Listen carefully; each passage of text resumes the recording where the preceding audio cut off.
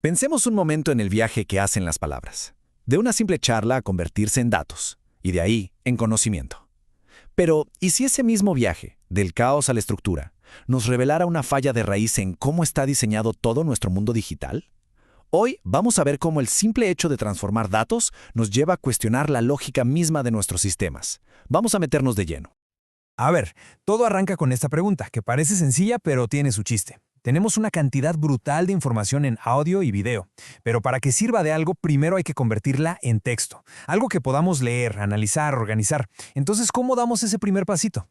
Bueno, pues el primer paso, la etapa más directa, es justamente esa: capturar las palabras, pasar de lo que se oye a lo que se lee.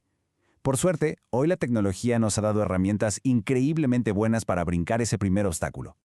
Y chequen qué fácil es el proceso. Herramientas como Desgrabador usan inteligencia artificial para resolver esto de volada. Subes un archivo o pegas un link, la IA se pone a trabajar y en nada de tiempo ya tienes un texto listo para usarse. Ojo, porque esta es la base de todo lo que viene después.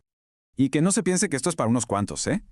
El punto de partida, que es tener el texto, es una necesidad para cualquiera que trabaje con información, desde un periodista que necesita una cita exacta hasta un estudiante que quiere repasar una clase. Es, digamos, el primer eslabón en la cadena del conocimiento.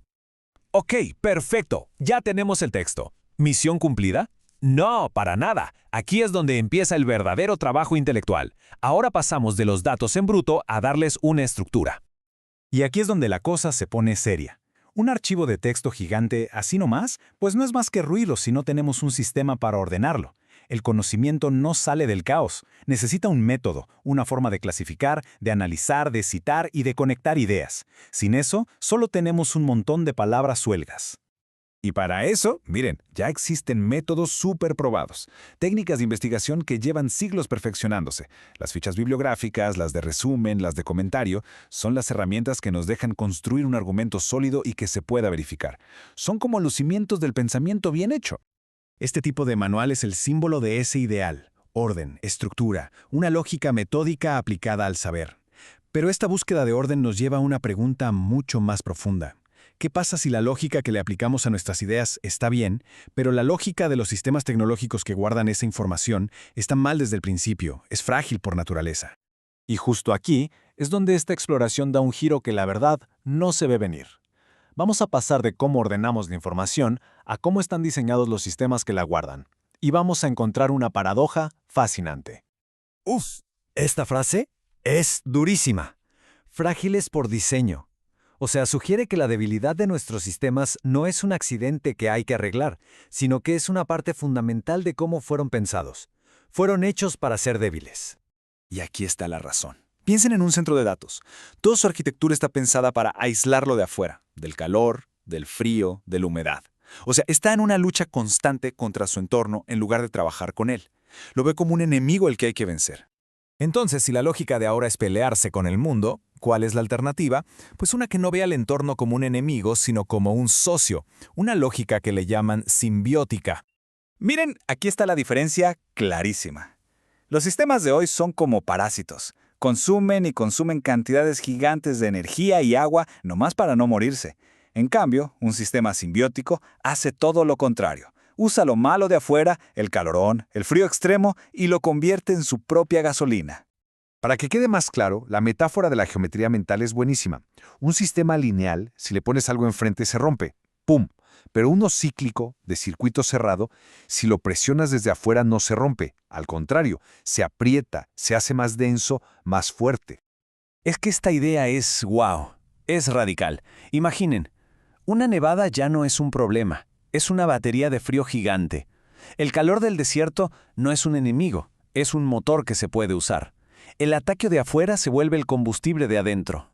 Bueno, ya mucha teoría. Vámonos a la práctica. ¿Cómo se ve esta lógica simbiótica en el mundo real? Por ejemplo, en el diseño de un centro de datos.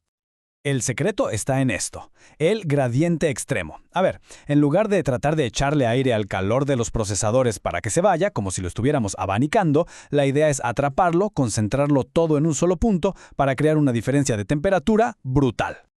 Y la diferencia es de noche y de día. El sistema de hoy, el pasivo, pues no controla nada, gasta un montón de espacio y encima genera humedad que nadie quiere.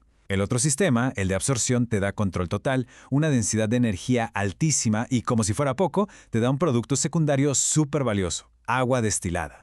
Y este número lo dice todo.